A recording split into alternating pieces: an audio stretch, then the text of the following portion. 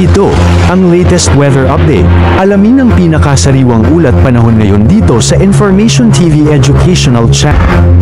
Makita natin ngayon dito sa ating satellite animation na wala halos kaulapan ang nakakaapekto dito sa ating bansa at patuloy pa rin umiiral ang easterlies o yung mainit na hangin mula sa dagat Pasipiko sa malaking bahagi ng ating bansa. Kung saan ngayong araw ay magdadala pa rin ito or meron pa rin tayong posibilidad ng mga isolated o yung mga biglaang pag-ulan, pagkidlat at pagkulog at patuloy pa rin po magiging mainit at maalinsangan yung ating panahon lalong-lalo na sa tanghali. Kaya paalala po para sa ating mga kababayan, kapag tayo ay lalabas, huwag pa rin natin kalilimutan yung pananggalang natin sa direktang init ng araw. At yung mga regional offices naman po natin ay patuloy pa rin silang nagpapalabas ng mga thunderstorm advisories or babala ukol naman sa mga biglaang pagulan na maaaring mag-persist sa ating lugar. And in the next 2 days ay patuloy pa rin pong ganito yung panahon yung ating mararanasan kung saan mainit pa rin lalong-lalo na sa tanghali at may posibilidad pa rin ng mga isolated na mga pagulan dulot ng easterlies. And sa kasalukuyan